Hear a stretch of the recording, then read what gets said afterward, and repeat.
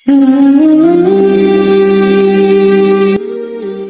cerita terkenal tentang Abu Nawas dan kisahnya dengan Khalifah Harun al-Rashid menggambarkan kecerdasannya dan kejenakaannya. Pada kesempatan kali ini, channel YouTube Islamic Power akan membagikan kisah saat Abu Nawas diminta raja ambil mahkota di surga. Mau tahu cerita menariknya? Simak video ini sampai selesai.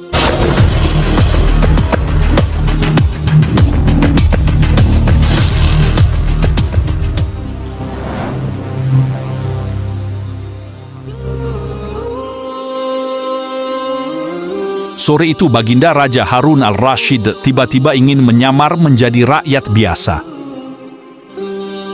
Beliau ingin menyaksikan kehidupan di luar istana tanpa sepengetahuan siapapun. Baginda mulai keluar istana dengan pakaian yang amat sederhana, layaknya seperti rakyat pada umumnya. Di sebuah perkampungan, beliau melihat beberapa orang berkumpul. Setelah mendekat, ternyata seorang ulama sedang menyampaikan pengajian agama, tausiah, tentang alam barzah.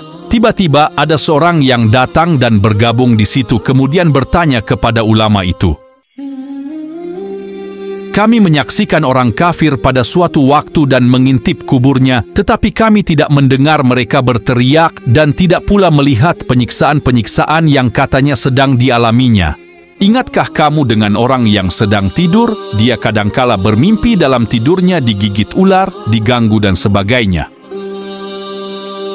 La juga merasa sakit dan takut ketika itu, bahkan memekik dan keringat bercucuran pada keningnya. La merasakan hal semacam itu seperti ketika tidak tidur. Sedangkan engkau yang duduk di dekatnya menyaksikan keadaannya seolah-olah tidak ada apa-apa. Padahal apa yang dilihat serta dialaminya adalah dikelilingi ular-ular. Maka, jika masalah mimpi yang remeh saja sudah tidak mampu mata lahir melihatnya, mungkinkah engkau bisa melihat apa yang terjadi di alam barzah?" Demikian ulama itu menjelaskan. Baginda Raja terkesan dengan penuturan sang ulama. Baginda masih ikut mendengarkan kuliah itu. Kini ulama itu melanjutkan tausiah tentang alam akhirat. Dikatakan bahwa di surga tersedia hal-hal yang amat disukai nafsu, termasuk benda-benda. Salah satu benda-benda itu adalah mahkota yang amat luar biasa indahnya. Tak ada yang lebih indah dari barang-barang di surga karena barang-barang itu tercipta dari cahaya. Saking indahnya, maka satu mahkota jauh lebih bagus dari dunia dan isinya. Baginda makin terkesan, beliau pulang kembali ke istana.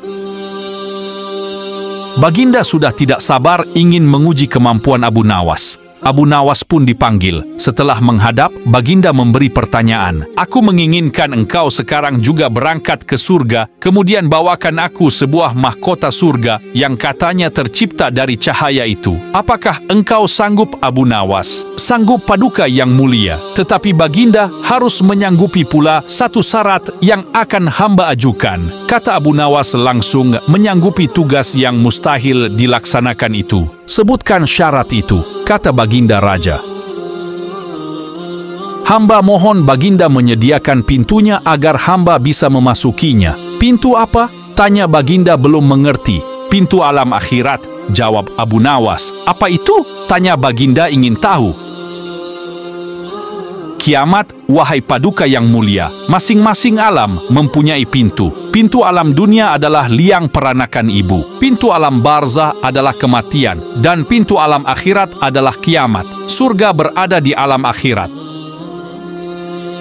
Bila Baginda masih tetap menghendaki hamba mengambilkan sebuah mahkota di surga, maka dunia harus kiamat terlebih dahulu." Mendengar penjelasan Abu Nawas, Baginda Raja terdiam. Di sela-sela kebingungan Baginda Raja Harun al-Rashid, Abu Nawas bertanya lagi, "Masihkah Baginda menginginkan mahkota dari surga?" Baginda Raja tidak menjawab. Beliau diam 1000 bahasa. Sejenak kemudian Abu Nawas mohon diri karena dirinya sudah tahu jawabnya. Nah, sahabat Islamic Power, memang Abu Nawas kecerdikannya tidak ada yang bisa menandingi. Dia selalu selamat dari ujian-ujian yang diberikan oleh siapapun di alam semesta. Kecerdasan yang Abu Nawas miliki tidak ada yang bisa menandingi kala itu. Allah memberikan kecerdasan tersebut pada Abu Nawas.